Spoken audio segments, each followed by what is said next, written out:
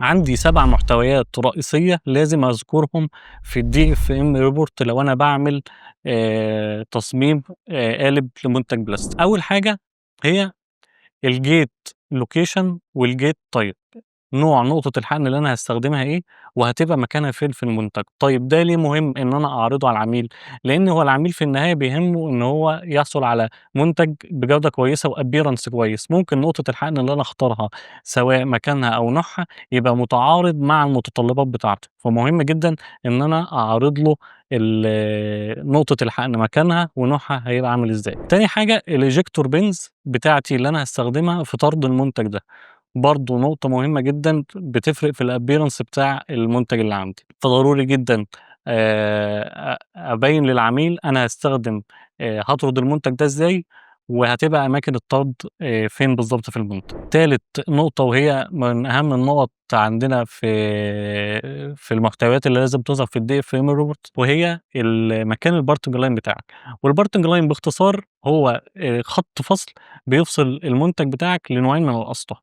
ودي ممكن نبقى نشرحها في فيديو آخر، بس مهم جدًا إن حضرتك تذكرها في الDFM report ليه؟ لإن خط الفصل ده بيبقى ظاهر في المنتج، فممكن العميل بتاعك يبقى مش محتاج الparting line ده ظاهر، يبدأ يتناقش معاك في تغيير مكانه، وحضرتك برضه بتبدأ تفهمه الfunction بتاعته إيه، لإن هو ممكن ما يتغيرش مكانه أصلًا. خامس نقطة وهي لو أنا عندي side cores أو lifter في قلب المنتج مهم جدًا برضه أذكرها له، لإن برضه هي هتسيب لي line marks لازم أتناقش مع العميل فيها، هل دي متاح إن هي تظهر له والّا لأ. سادس نقطة معانا وهي الwall thickness أو السمكات بتاعة المنتج اللي عندي، ودي مهم جدًا إن أنا أعمل له analysis ليها، ممكن باستخدام برنامج simulation معين، ولكن بتبقى مهمة في إن أنا باتفادى عيوب شهيرة في منتجات البلاستيك زي الsink mark أو التصفيح. النقطة اللي بعد كده وهي الdraft angle analysis لازم أبدأ أعمل تحليل للمنتج، هل المنتج ده واخد draft angle والّا لأ؟ لإن معظم مصممين المنتجات ما بيبقاش فاهم مفهوم الdraft analysis وهو ليه مهم في منتج لو أنا هاصممه أو هاصنعه بطريقة حقن البلاستيك.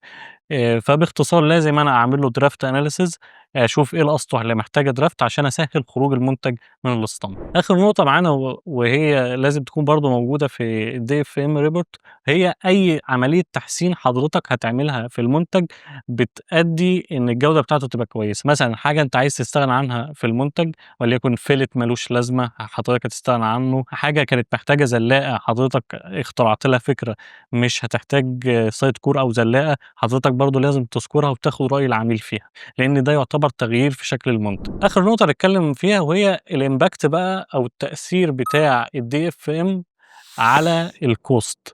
فإحنا لو جينا خدنا علاقة ما بين الcost of change والimpact of change خلال مرحلة التصميم والتصنيع بتاع المنتج أو بتاع الإسطمبة، هتلاقي إن حضرتك نتيجة التأثير في أول عملية التصميم كفاءتها عالية جدًا، في حين إن تكلفة التغيير هتبقى قليلة، لإن حضرتك لسه بتصمم، مقارنةً وحضرتك ماشي هتلاقي إن تكلفة التأثير عالية جدًا في الآخر، في حين إن تأثيره هيبقى ضعيف، فبالتالي هي علاقة عكسية ما بين الcost of change والimpact of change، فحضرتك مهم جدًا تعمل الDFM في بداية عملية التصميم، عشان ده حضرتك هيتفادى مشاكل كتير جدًا أثناء عملية التصنيع.